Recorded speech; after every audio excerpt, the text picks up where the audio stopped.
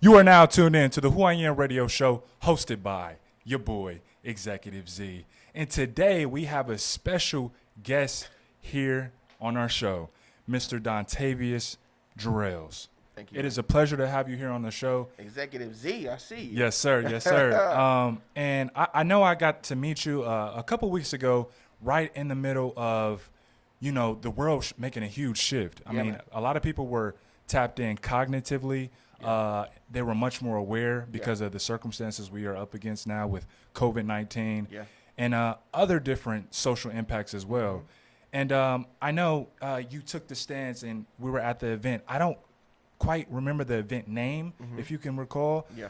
But you spoke and it really stood out to me as far as your strategy, what you're trying to do in the communities, and just how you want to uplift everyone around you. Yeah, man. And man. So first off, tell us a little bit, who you are, about who you are, and where do you come from? Yeah, so first off, Executive Z, thank you again for having me on the show. Oh, no problem. It really is an honor and a privilege to be in spaces where we can have real conversations about what is necessary for us to change our communities. Exactly. And so for folks who don't know me, my name is Dontavius Jarrells. I'm the Democratic nominee for state representative for the 25th House District here in Ohio. It basically is the northeast area of Columbus, and so I have the privilege of having Easton in my district, the airport in my district, Linden, South Linden, Milo Grove in the King Lincoln district where I'm from, or where I currently reside. Awesome. And so I'm just really excited about the fact that I'm honored to have won my primary. Awesome. And now we're moving into the general. And so Gotcha. a little deeper, real quick, you can ask some questions. I can go deeper. Okay. But I'm reaching from Cleveland, Ohio. Okay. And Awesome. so, 216. Yeah, 216. I still got my 216 number. People like, you need to change it. Like, I'm keeping it. But I'm originally from Cleveland, from the Huff area. Okay. And, Huff area. Okay. And that's a pretty historic area because back in 1968, we had the Huff riots, which was devastating for Cleveland. And so for me, I grew up in a community that did not have a lot of economic mobility. Gotcha. I grew up in a community that was, unfortunately, black-owned businesses were burned down, white businesses were down.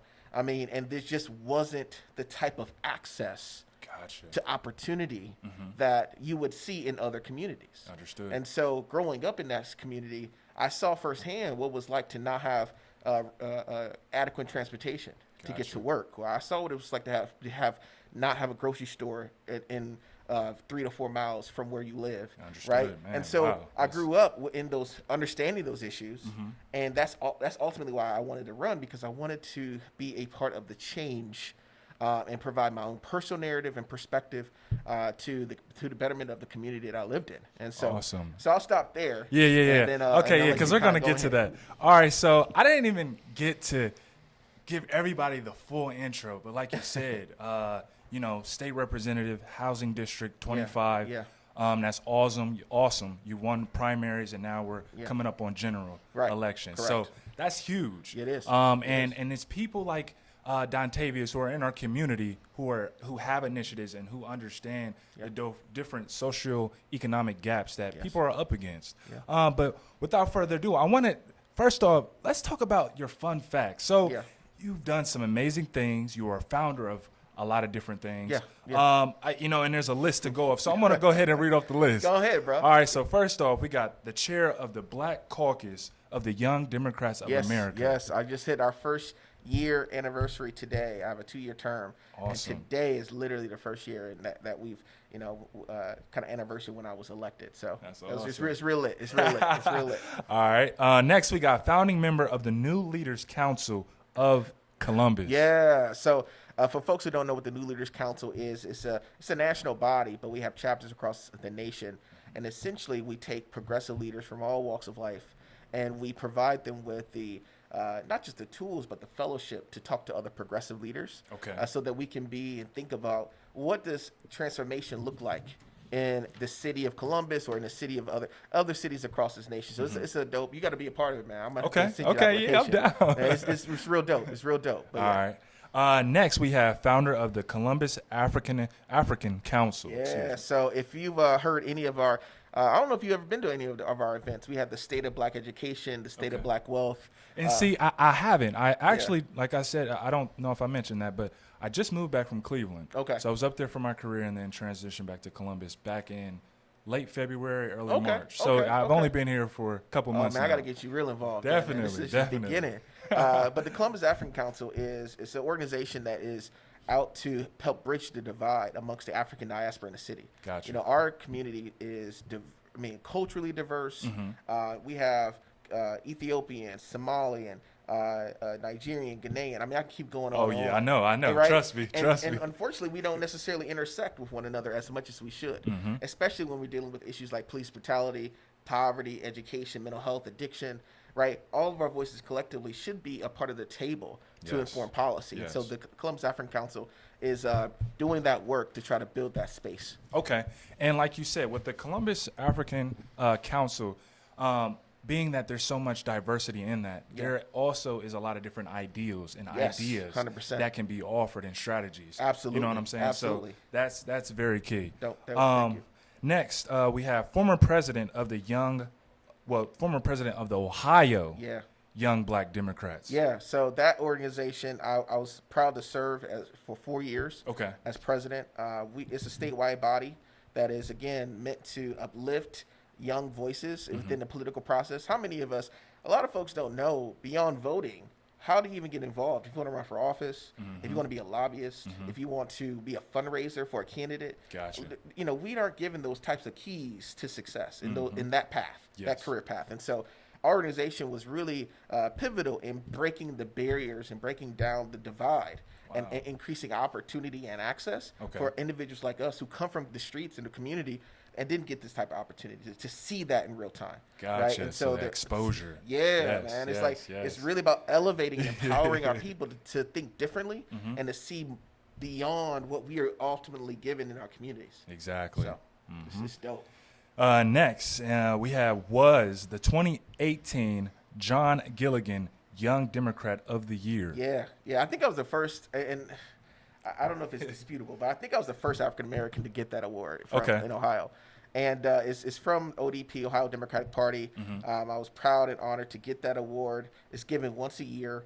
And, you know, to look back at everything that I've done as a leader, as a public servant, you know, it just was humbling to get that and get recognized. Gotcha. But I knew that I stood on so many other shoulders to get to where I am. And so my hope is I can build more and have people stand on my shoulders to get higher. Definitely. Each one, teach one, come on and now, build say one. that. So, I mean, you gave us a lot of info just in that little bit of time. So you guys out there, this guy's the real deal. And he's done a lot of great things and is continuing to do a lot of great things. So please tap in.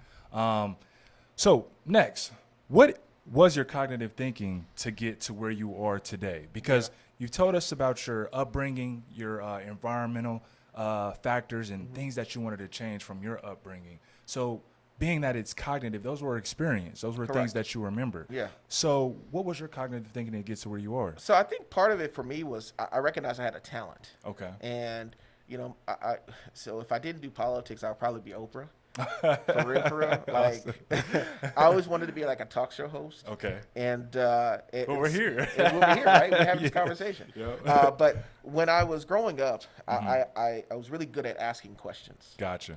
And in some cases, the parents or the guardians or my older siblings, they couldn't answer those questions. Yeah. And so for me, it was like, okay, well, if you don't know the answer, I don't know the answer. How do I go about finding it? Exactly.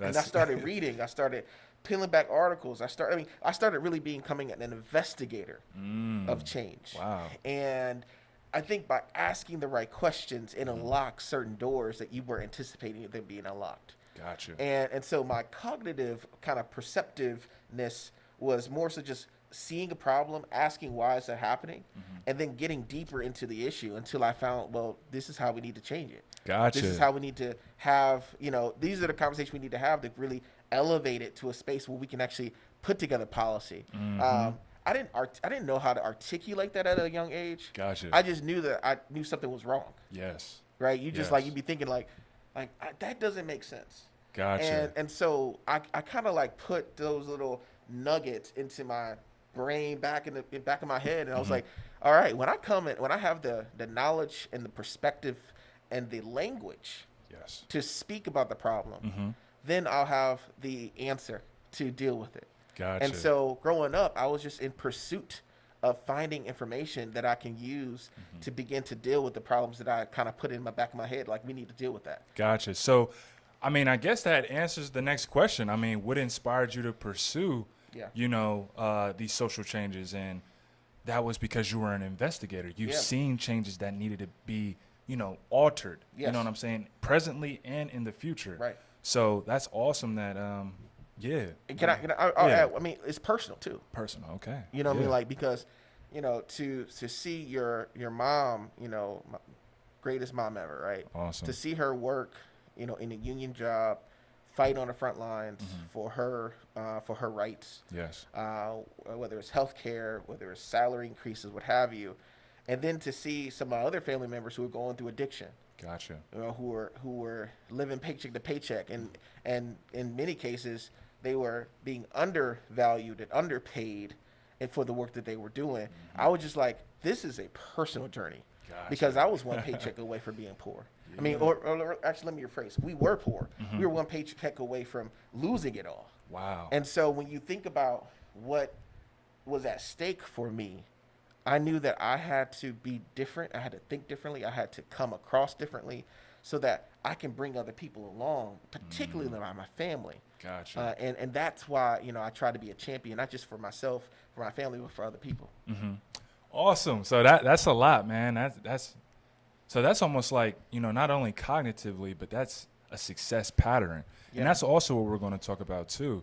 I mean, you were able to see a pattern and alter that pattern, which means you were able to alter your legacy. 100%. You know what I'm saying? 100%. And you made the necessary adjustments to be where you are here now in this present moment and where you're going in the future. So that's awesome to hear that. Yeah, man. Outside of that, what would you say triggered your mindset not to just be a voice in the community, but to be an actual advocate and implement these strategies? Because like you said, you wanted to investigate, and it was also for not only, reasonings for everyone else, but it was for personal things as well. Absolutely. So I guess we kind of answered that, but just what triggered that? I mean, so I'll tell you the story that happened to me. It was in middle school. Okay. And I was going, so I took 3 buses to get to middle school. Wow. And I started when I was in 6th grade. I think 6th grade, you got to be 12 years old. So I took the bus, public transportation, every morning at 6:30 a.m. I can relate. Relate. 3 buses to get to the west side of Cleveland. I was going to the Gary Morgan School of Science. Okay. And and on my way home, we passed by a private school, St. Ignatius. Okay. And one day, the bus was crowded. Crowded. I had every middle school student has like a bag full of stuff. I had my little rolly bag too. Gotcha. You know how those used to be popular back in the day, right? I had my little rolly bag.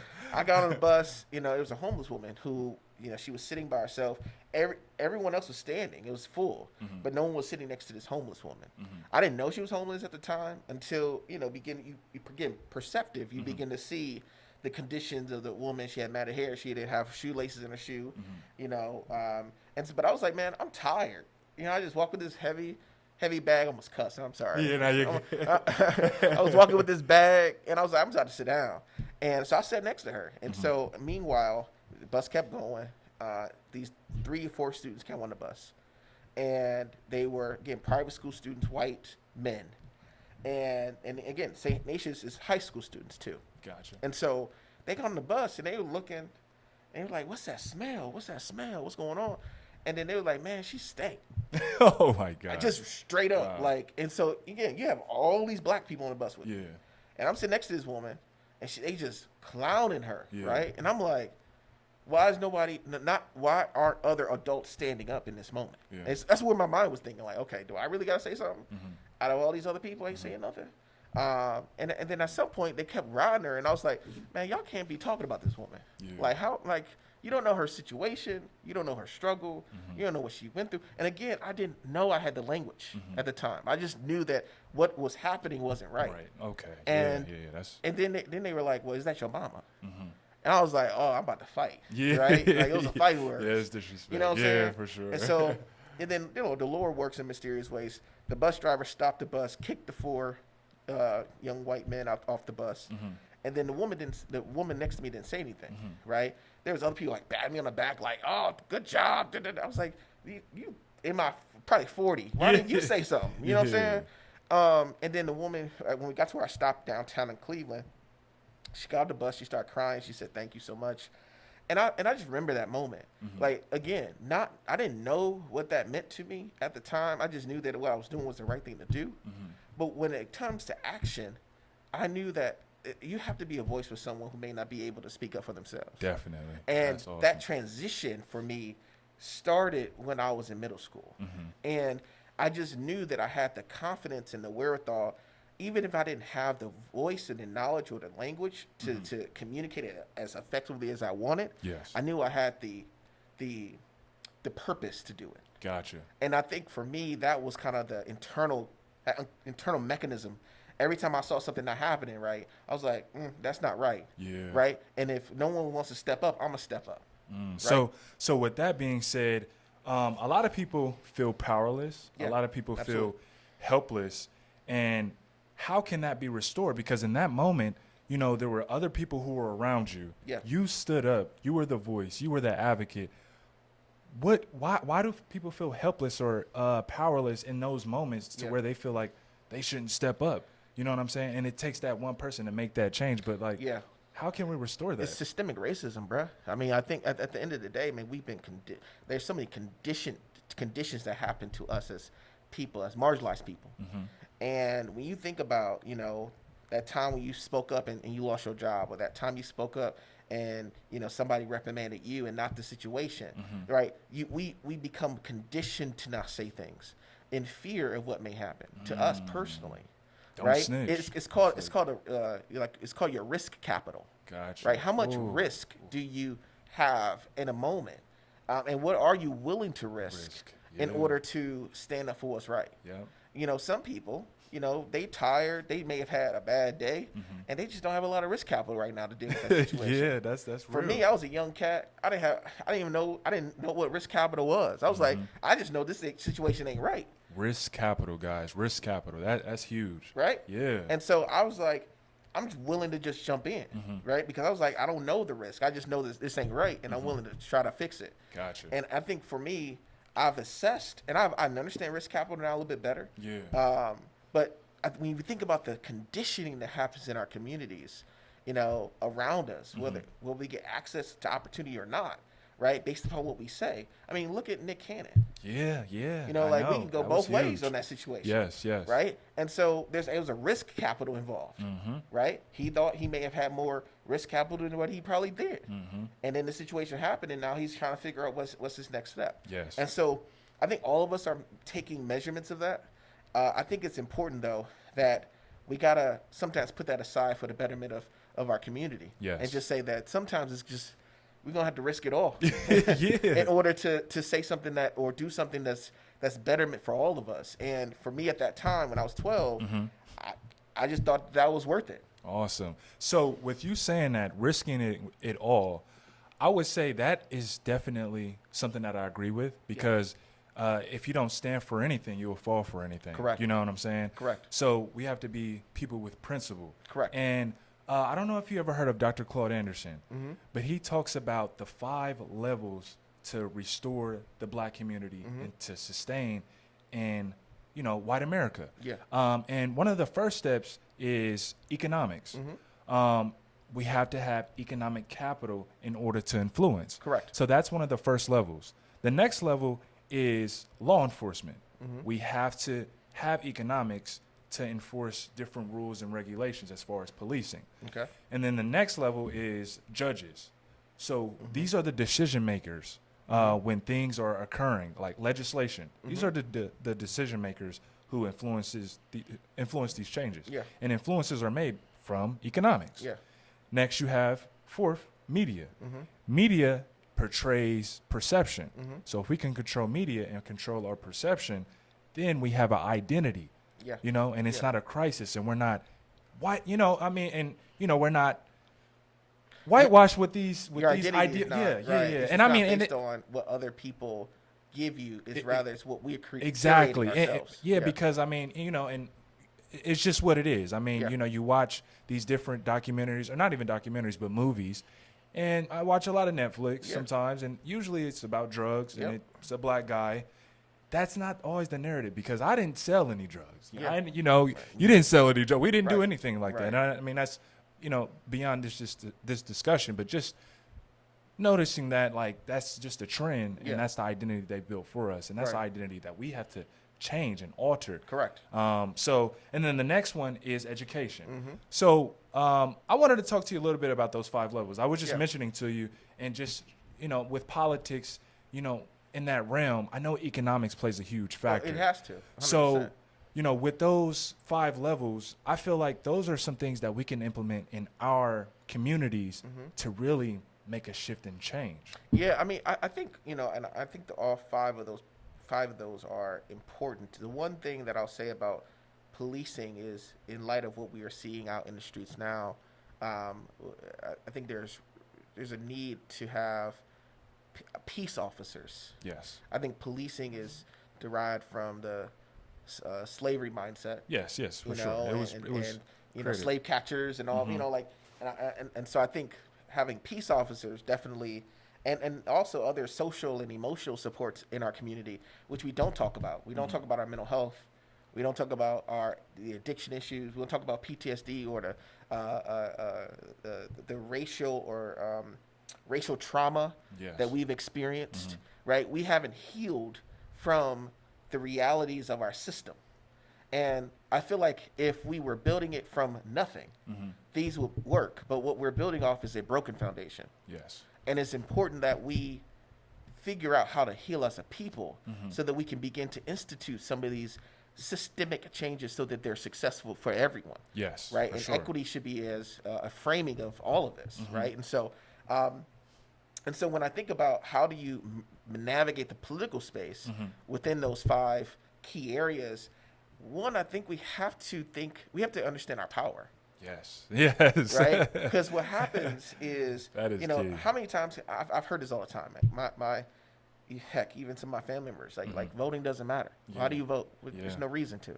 And I was like, well, voting, while it is one aspect of your power, it is immensely important, because their vote determines who are the judges in your county. Yes. You know what I'm saying? Your vote, you know what I'm saying, determines who your state reps are, who's fighting for you in the General Assembly to pass legislation for economic incentives for black owners, black businesses. Gotcha. Your vote is important to, for electing a prosecutor who's going to look at, through an equitable lens, how do they prosecute crime in various communities. Yes. Right? So your vote is very important. And there are races that have been won and lost by 1, 2, 3, 4, 5, 6, 7 votes.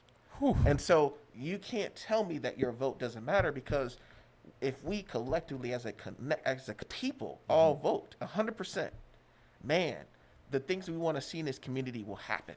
Gotcha. And see, and with you saying that our votes matter, they have voting recessions and repressions. I don't know if I said that last term correctly, but they do have mechanisms to prevent us from voting. Right, suppressing your vote. Yeah, absolutely. Suppressing our vote. Absolutely. So if someone is willing to suppress your vote, that lets you know how powerful your vote is. 100%. So we need to make an initiative, like you mentioned, to vote. Yeah. Vote to make change and understand the rules and policies that are at play, and really take the time to understand what you're voting for. Yeah. So like when we're, and that's something that I want to take knowledge of too, and understand, because I don't want to just vote aimlessly. Correct. I want to vote with strategy. Correct. And I want to understand these policies and agendas. Yeah. So where can we go to research these different agendas that these candidates are running for, and what they're, So the one thing I will say, and I think this is probably one of the easiest ways to do it, so you're not necessarily influenced by someone. Yes. On we just talk about Franklin County. Gotcha. Your Board of Election, the Franklin County Board of Elections, has a listing of every single candidate that is running. Gotcha. And all the issues that are on the ballot as well. And by issues meaning, tax levies, school levies, those are issues, right? And what I would recommend, and I did this when I was even as president of Ohio Young Black Democrats, I will research every single person. If you're asking me to go down the ballot from the top to the bottom and to vote for judges that I don't know, because I've never been in front of a judge before, so I don't know who this judge is, right? So you can look up their judicial voting record. Gotcha. You know, you can look up the policies of a state representative. You can look up what your county commissioners have done, or your county treasurer has done, right? You can see it in real time, and you don't necessarily have to get information from, you know, Democrats or Republicans or what have you. You can look literally, if you want to do an independent review of the ballot, all you have to do is go to the Franklin County Board of Elections, pull their information, and then research every person if you want. If you don't have time, there are organizations that make it a little bit easier. Okay, and that's what I was going to say. Like, is there another platform to where we can get straight to the point? Because, you know, most people, I mean, they're engaged for about 3 to 5 minutes. Correct. You know, and that's just what it is. So I'll say this, like, you know, I'm a Democrat, so I'm a rep of Democrat, my Democratic sample ballot. That's just me. Understood. I think there is a importance of researching everyone. And so I think that is something that I would urge everyone to do. Awesome. Like, your vote is so important that you should invest a little bit more than 3 to 5 minutes on it. I'm just gonna say that. Like, that's real. like, you know what I mean? If you're able to watch an NBA basketball game, you know, as we now see in the, you know, everybody's in the bubble down in Florida. Like, if you're gonna watch a game, like, and every break, research your name. You know what I'm saying? like it is so important for you to know who you're voting for. Gotcha. You know, because like, you're paying their salary.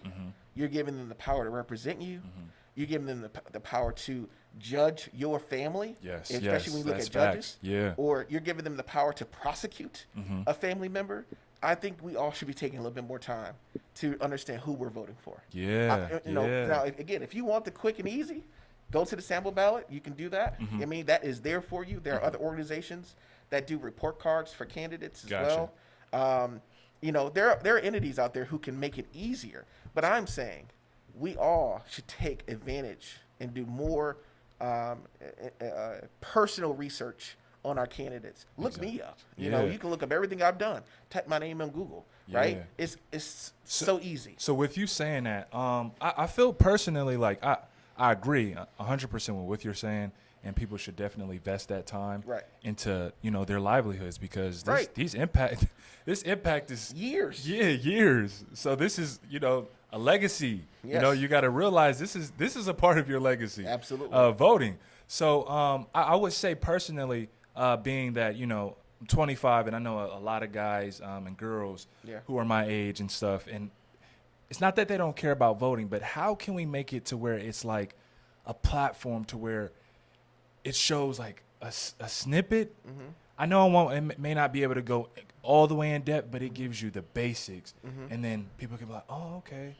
Okay. You know, because they had those caricature things, and they had the layout, and like, oh, this is Blase Skip. This is what they do. Blase ding, ding, boom, you know. So, you know, and I think that's something that, you know, we can further talk about, because, you know, there may be a need to have some sort of another system or image or design or something in place where people can quickly get a synopsis. Yeah, exactly. That's it. You know, because here's another thing too, and we talked directly into voting. Part of the problem and the reason why some people don't vote is because they don't know what these people do. Yeah. You know, like you're asking me what a prosecutor does. I've heard of a prosecutor, right?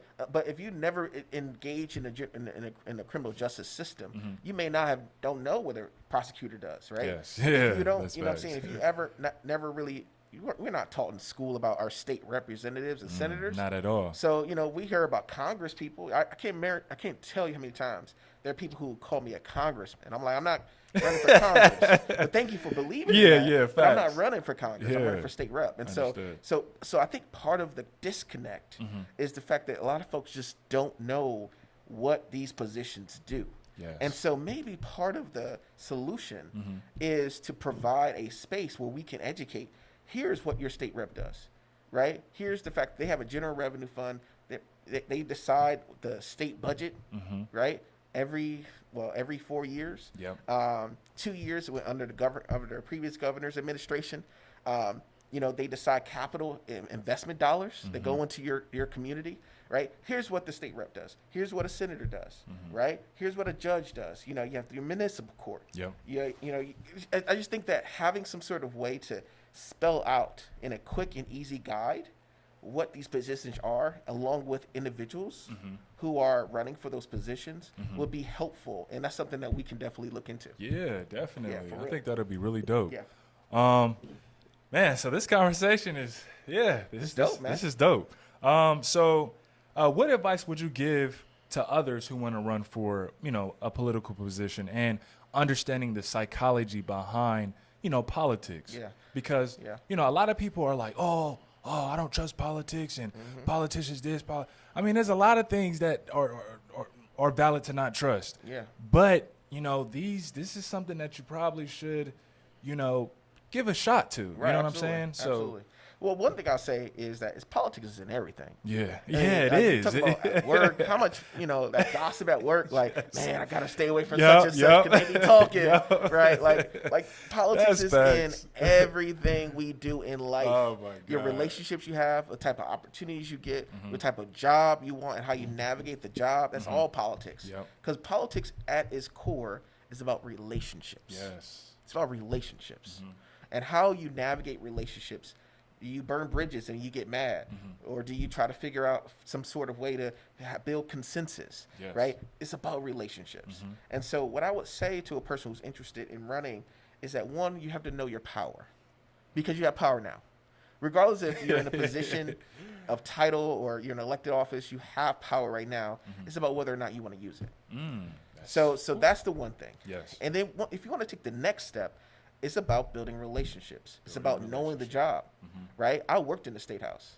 I worked in the State House before I even knew that I wanted to be a representative, right? I was honored to be in 2010, I was a Legislative Service Commission Fellow, and there were essentially 24 students out the state that were selected to work in the State House for 13 months. Wow. And I worked, man, I literally, man, like in 2011, the Senate Bill 5, which is the anti-collective bargaining bill that was coming through the pipe. Gotcha. I was working with Representative Matt Selassie, who was the pro temp at the time, which is the second highest leader in the Democratic or minority party.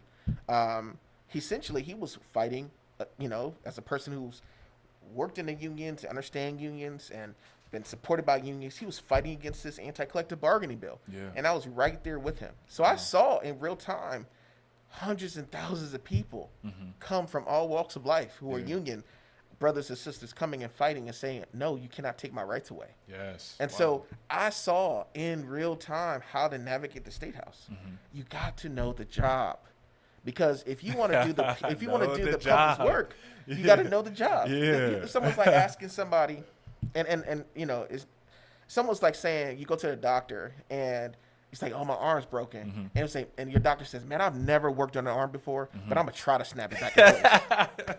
You be like, man, get away from me. Oh, dude. no. Like, no. You want somebody who can snap your arm back in place. You can do it correctly because you need your arm. So, like, knowing the job is important. And then the next layer, deeper level to that, it's about building. Do you know how to build consensus and build relationships? And if you know how to build consensus and build relationships to build solution, run. Run for office. Run because at the end of the day, that's what we need right now. We need people who are on the front lines just as much as we need people in the rooms. To make policy happen, because the people who are putting their bodies on the line when they're protesting, they need action. They want to see action. And guess who needs to be in those rooms to make action? People who look like us, who understand how to navigate those spaces and can bring policy to life. That's what we need. So with you saying that, as far as the protesters and they want to see change and we need to have people in, these different positions, some people feel as though they're not the voice. So how can other people put themselves or learn how to position themselves as a researcher or an analyst or, because everyone isn't going to be a state representative. Absolutely. Everyone isn't going to be, a congressman. Right. But people do want to change. They're just like, how do I get involved? Right. And that's where I think it's important to think about all the entities that are currently doing the work, right? I think about the People's Justice Project here in Columbus. Gotcha. I think about the Central Ohio Young Black Democrats. I think about the New Leaders Council. I think about, man, there's so many organizations. The Columbus Urban League Young Professionals organization. Like there are organizations that are currently doing good work, who you can begin to fit yourself with to say, okay, I want to be a lobbyist.